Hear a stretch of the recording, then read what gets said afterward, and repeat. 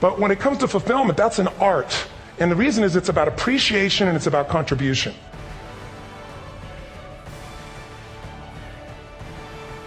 We all want to be able to change the way we feel, and that's what I spend my life showing people how to do. And what most people don't know is emotion is created by motion. The way you move determines the way you feel. You have 80 different muscles in your face. For most people, this is the largest area of unemployment in the country. So what I was saying is I have this deal with myself called priming. Every day, I say, look, you got to have 10 minutes for yourself. And I'm not going to hope I feel good. I just got back to 6 countries in 12 days. I was in India 2 days ago. And I woke up here feeling like somebody ran me over with a truck. But the way I did it is I do this process. And it's 10 minutes. I put some music on. I do this massive change in my breathing, so it radically changes the way I feel. And then I do this 3-step process. First, I do 3 minutes of gratitude, and I associate. I don't think of it over there, I feel it. And the reason is, when you're grateful, you can't be worried. You can't be fearful. When you're grateful, you can't be angry. And anger and fear are what screw people up most in their relationships, in their life, in their business. So I wire myself. I was saying to you that most people want to be happy, but their habit is to be worried or pissed off or frustrated or stressed. And so they've got a highway to stress and they got a dirt road to happiness.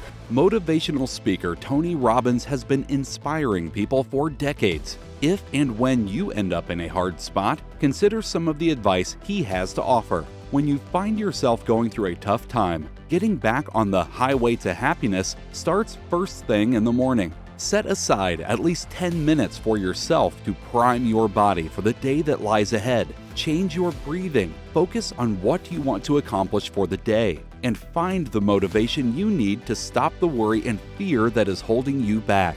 It isn't always easy to find time in your day, but these few minutes can mean all the difference to starting on a more positive note. Once you're fired up and ready to go, take a look at the things you should be doing to get yourself in a better place. We all have a pretty good idea of what we need to be doing, but we don't always do it. You may not always get what you want in life, but you will get what you have to have. Raise your standards for yourself and stick to them so that you can't be angry that you haven't met those goals. Maybe you simply need to figure out what it is that drives you in your life. Ask yourself why you do what you do and why you want the things you work for. Your emotions are what bring you those answers. Step back from thinking intellectually and allow your heart to drive you to the conclusions you need to land on. Allow yourself to dwell on the greater issues and how you can become an effective leader for not only others, but for yourself. Look inward and decide what is important to you, because you are the only one who can do it. The number one thing that's going to change your life, the only thing, is you must raise your standard. Now, I know that sounds boring, stupid, basic, but it's the truth. The only thing that changes our life long term is when we raise our standards. What does that mean? That sounds so boring and dumb. It means that all of us in life have things we want. We get what we have to have.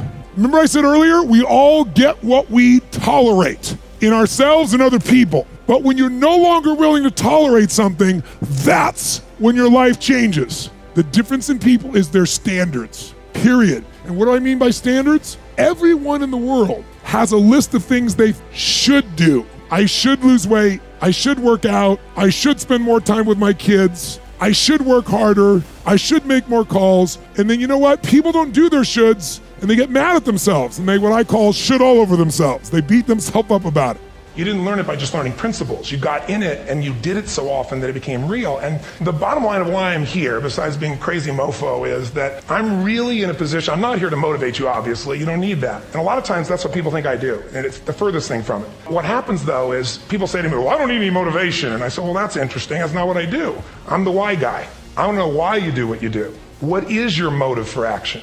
What is it that drives you in your life today, not 10 years ago, or are you running the same pattern? Because I believe that the invisible force of internal drive activated is the most important thing in the world. I'm here because I believe emotion is the force of life. I agree with what was described a few days ago about this idea that people work in their self-interest, but we all know that that's times. You don't work in your self-interest all the time. Because when emotion comes into it, the wiring changes in the way it functions. And so it's wonderful for us to think intellectually about how the life of the world is, and especially those who are very smart. We can play this game in our head, but I really want to know what's driving you. And what I'd like to maybe invite you to do by the end of this talk is explore where you are today.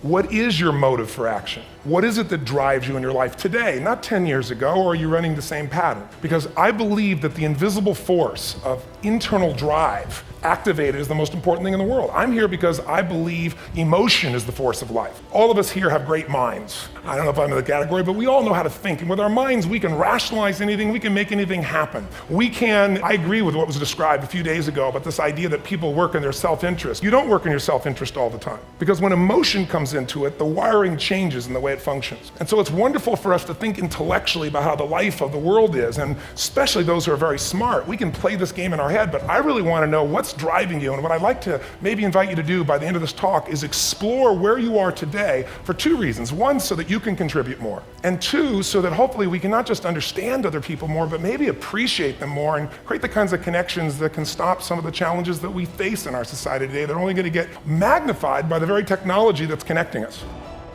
Thank you for watching. If you enjoyed this video, be sure to like, comment, share, and subscribe for more content.